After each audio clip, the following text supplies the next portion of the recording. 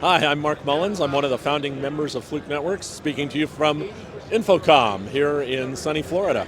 And I'd like to show you our LinkIQ, which is a fantastic tool for installers and contractors who are troubleshooting or installing devices like IP cameras or access points or really any sort of a network device.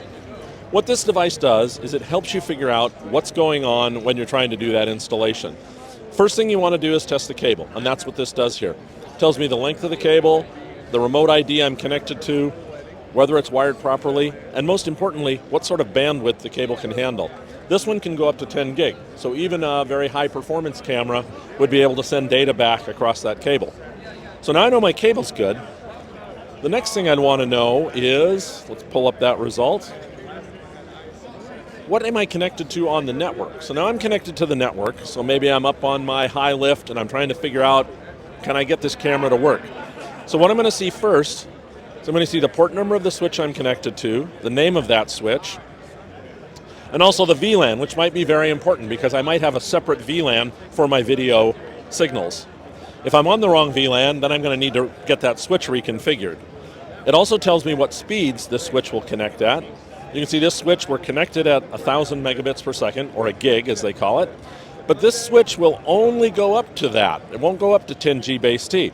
Now if it's a really high performance switch or a high performance access point, that might be not be enough, and I might have to go back and get that switch reconfigured to go faster. Next thing I test is the ping.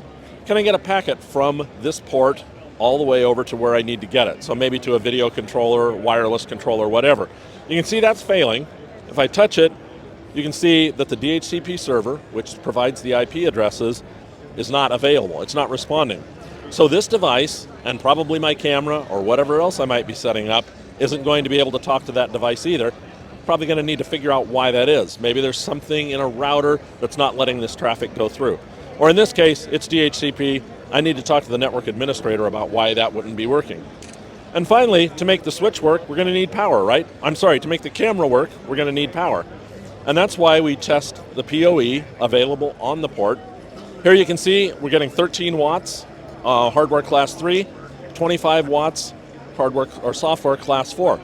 Now you'd have to look at your camera and see if that's enough power.